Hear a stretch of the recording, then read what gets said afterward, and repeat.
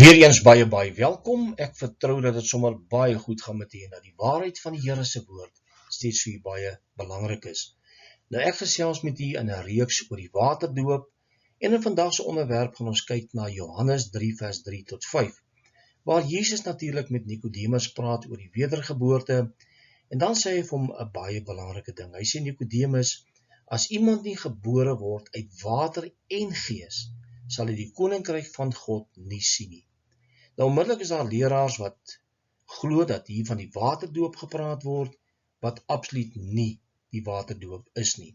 Nou ons gaan vandag kyk na hierdie skrifgedeelte in konteks, en natuurlik is daar baie mense wat verskil met my, en wanneer u verskil, is dit u goeie reg, en wanneer u natuurlik 'n kommentaar gaan lewer, plaas ook u skrifgedeeltes en verklaar hoekom u verskil.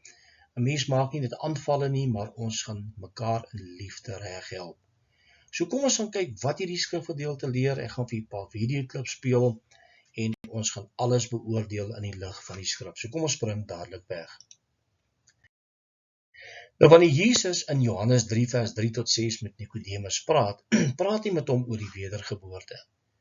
Maar jy sien, Jesus het hom gesê, as iemand nie weergebore word uit water en gees nie, kan hy in die koninkryk van God nie ingaan nie. En Nikodemus het onmiddellik gedink, Jesus praat van die tweede natuurlike geboorte, 'n tweede keer wat hy gebore moet word uit die skoot van sy moeder, wat nie die geval is nie. Jesus het vir hom verduidelik dat daar 'n eerste geboorte is en daar's 'n tweede geboorte. Dit is die geboorte deur die Heilige Gees. Maar kom ons gaan lees daai skrifgedeelte. Nou Jesus antwoord en sê vir hom, voorwaar, ek sê vir jou, as iemand nie weergebore word nie, kan hy die koninkryk van God nie sien nie. So Jesus sê vir hom, iemand moet weergebore word. Dan moet 'n tweede geboorte in jou lewe plaasvind. En hierdie geboorte is deur die Heilige Gees. Dit is die wedergeboorte. Nou Nikodemus het onmiddellik gedink dat Jesus praat van 'n natuurlike geboorte, en daarom sê hy ook vir Jesus die volgende: hoe kan 'n mens, as hy oud is, gebore word? Hy kan tog nie 'n tweede keer in die skoot van sy moeder ingaan en gebore word nie. Nou, Jesus antwoord hom en sê, voorwaar, ek sê vir jou, as iemand nie gebore word uit water en gees nie, kan hy in die koninkryk van God nie ingaan nie. Jesus het nêrens hier bedoel, die water is die waterdoop nie. Want dan weerspreek dit ander gedeeltes in die woord van God, wat wys dat die waterdoop jou nie red nie. En net Christus red, uit genade en deur geloof. So Jesus sal nie die waterdoop byvoeg om te sê, dis deel van jou redding nie. Maar kom ons gaan kyk hoe bevestig Jesus wat hy nou sê. In die onderste gedeelte, hy sê wat uit die vlees gebore is vlees. En wat uit die gees gebore is gees. Nou wat is hierdie vlees gebore? Dis jou vleeslike, dis die natuurlike geboorte. En Nikodemus het gedink dat om weergebore te word, beteken om weer terug te gaan in die skoot van jou moeder, en dan weergebore te word. Maar Jesus het dit pragtig saamgestel, en hy sê wat uit die vlees gebore is, jou eerste geboorte, is vlees. Hy sê en wat uit die gees gebore word, is gees, dis die geboorte deur die Heilige Gees. Nou kom ons gaan luister na ons geliefde professor, waarna hierdie skrifgedeeltes verduidelik, en kom ons gaan hoor wat hy sê en dan gesels daaroor. Hy antwoord en sê vir hom, as iemand nie weergebore word nie, kan hy in die koninkryk van God of Jaffa nie ingaan nie. So wedergeboorte en weergebore is twee verskillende goed. Wel, ons dink so, want Nikodemus het so gedink.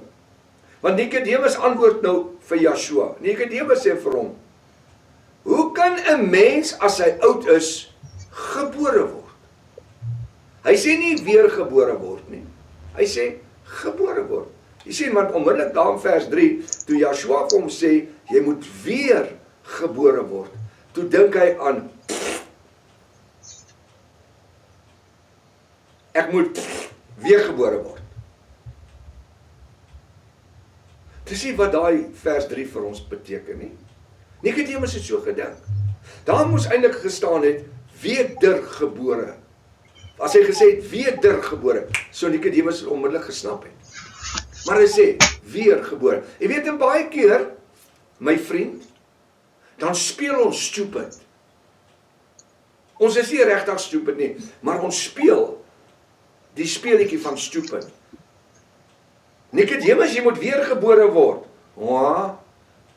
Teruggaan in die skoot van my moeder. Hy het presies geweet waarvan Yeshua gepraat het. Maar om sy kerkdogma weg te steek, moet hy nou 'n vraag vra. Want hy vra ons nou in vers 4.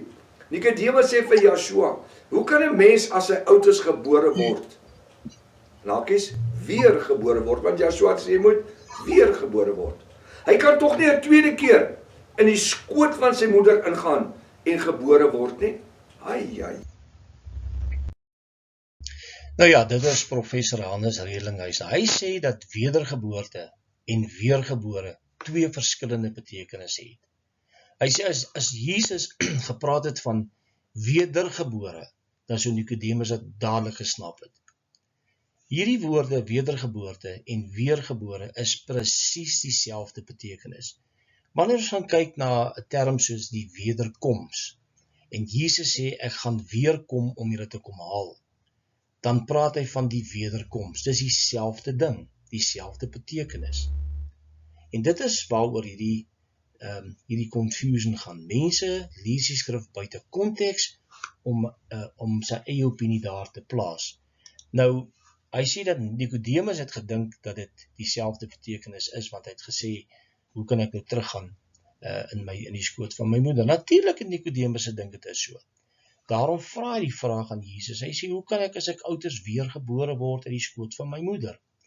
Maar Jesus het gepraat van die wedergeboorte en Nikodemus het dit nie verstaan nie. Dis baie duidelik. En nou ja, ons moet gaan kyk, hoekom het Jesus die woorde weergebore word gebruik? Omdat hy verwys na die eerste geboorte as die natuurlike geboorte en weergebore beteken 'n tweede geboorte, 'n geestelike geboorte deur die werk van die Heilige Gees. So Jesus praat hier van 'n natuurlike geboorte en hy praat van 'n tweede geboorte, die geestelike geboorte. Nou wat sê die professor? Hy sê dat daar nie moes staan het weergebore nie, maar wedergeboorte. Dan sê Nikodemus dit dadelik gesnap het, sê hy. Dan sê hy dat Nikodemus het stupid gespeel en hy het presies geweet wat Jesus bedoel het, maar hy sy kerkdogma nou 'n bietjie weggesteek. Nikodemus het nie geweet waarvan Jesus praat nie, want die term wedergeboorte of jy moet weergebore word, was nog nooit voorheen gebruik nie. Nou kom ons gaan kyk hoekom Nikodemus nie stupid kon gespeel het nie. Wanneer u Matteus 9 vers 1 tot 6 gaan lees dit gerus. Ek gaan dit nou nie vir u op die skerm plaas nie, maar Jesus het die gedagtes en die motiewe van die mense geken. Anderswoorde, hy het hulle gedagtes gelees. Hulle het in hulle harte geredeneer. Hoe kan hy wat 'n mens se sondes vergewe? En u kan dit gaan lees. En Jesus het onmiddellik geweet wat hulle sê. Hoekom sou hy ook die valse motief van Nikodemus opgemerk het nie? Baie interessant. So Nikodemus het nie stupid gespeel nie. Hy het nie geweet waarvan Jesus praat wat die wedergeboorte of die tweede geboorte aanbetref nie. Maar kom ons kom nou by die kruks van die saak. Die waterdoop wat hierdie man, professor Hannes Reelinghuis sien in Johannes 3 vers 3. En baie mense sien dit so. Ek het maar net een van sy video's gebruik. Maar baie mense sien dat hier word gepraat van 'n waterdoop. En dit is nie die geval nie. Maar kom ons gaan kyk wat hy daaroor te sê het. En dan gesels ons. En dis wat Yeshua vir Nikodemus gesê het. Jy moet weer gebore word. In hakkies wedergebore word. Uit water en uit gees. Nou waar is die gees? Wel, die oomblik as ek opstaan, is ek nou 'n geestelike mens. Dit het niks te doen met tale praat nie. Dit het niks te doen met die salwing van die 9 gawes nie. Jy moet wedergebore word uit water en uit gees. Maar hy mos gesê daar in Johannes vir ons, Johannes 3, ek dink is daar by vers 9. Hy sê die wind waai, jy sien hom die wind. Jy weet hy kom en hy gaan, maar jy weet nie waar kom hy vandaan en waar hy gaan. Nou dieselfde. Ek is 'n sondaar. Helverdiende sondaar. U lei my na Yeshua toe. Ek word begrawe waarin? In 'n watergraf. Jy sien, daar is dit onmiddellik. Nou bedui hy met die hand die watergraf. Dit het absoluut niks met die waterdoop te doen nie.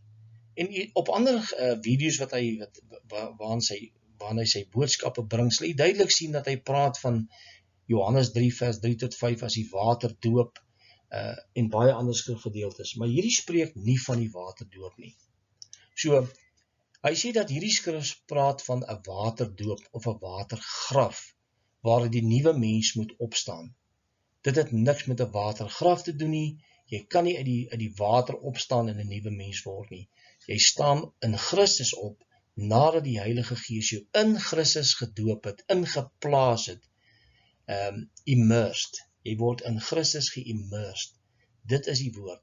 En dit is belangrik, dat ons die konteks van die skrif totaal reg sal verstaan. Ek gaan vir u nou 'n videoklip speel van 'n leraar, wat presies dit verduidelik wat ek nou vandag verduidelik het. Wat dit pragtig uiteensit. Dit is so 'n paar minute, so 2-3 minute, luister daarna en u sal verstaan dat hierdie skrifgedeelte in Johannes 3 vers 3 tot 5 niks te doen het met 'n waterdoop nie. Kom ons gaan luister wat hy sê. Jesus answered and said unto him, Verily, verily, I say unto thee, except a man be born again, he cannot see the kingdom of God. Now, the word again implies that you are doing something what? Another time or once more. Contextually, a birth is taking place again or another time or once more. Jesus said, except a man be born, watch this, again, he cannot see the kingdom of God. So the question remains, how and when were you born the first time? Personally, I was born physically on April 5th, 1993 in Providence, Rhode Island. If you're watching this, you too were born physically at some appointed time in the past. So our first birth is obviously a physical birth. Look at verse 4. Nicodemus saith unto him, How can a man be born when he is old? Can he enter the second time into his mother's womb and be born? Notice that Nicodemus interprets Christ in the physical sense. Evidenced by verse 4, he mistakenly assumes that Jesus is referring to a second physical birth. Again, he says, how can a man be born when he is old? Can he enter the second time into his mother's womb and be born? Now look at verse 5. Jesus answered, Verily, verily, I say unto thee, except a man be born of water and of the Spirit, he cannot enter into the kingdom of God. Jesus clarifies his initial statement by introducing two births, a being born of water and a being born of the Spirit. We have a primary birth and a secondary birth, a being born and a being born again. Now, the first birth is of the flesh, a physical birth. The second birth is of the Spirit, a spiritual birth. Look at verse 6. That which is born of the flesh is flesh, physical. And that which is born of the Spirit is spirit, spiritual. Verses 5 and 6 are a clear contrast that clarifies the first and second birth. Being born of water is being born of the flesh, or being born physically. And being born of the Spirit is in reference to the second birth, or being born again. Nou ja, dit is baie duidelik dat die skrifgedeelte in Johannes 3 vers 3 tot 6 spreek nie van die waterdoop nie.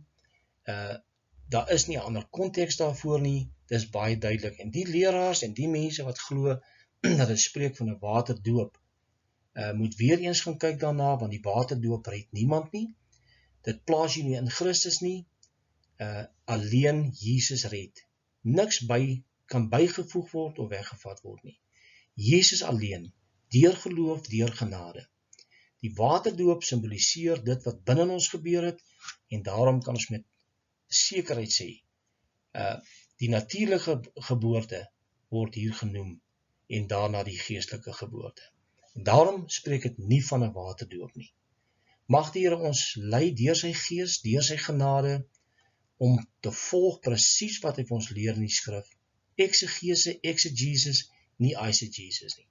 Maak seker dat jy die konteks altyd reg verstaan, want dit maak ons vry, dit lei vir ons na waarheid en dit laat ons geestelik groei, maar wanneer jy valse leringe glo en vashou, gaan dit vir jy baie nadelig wees.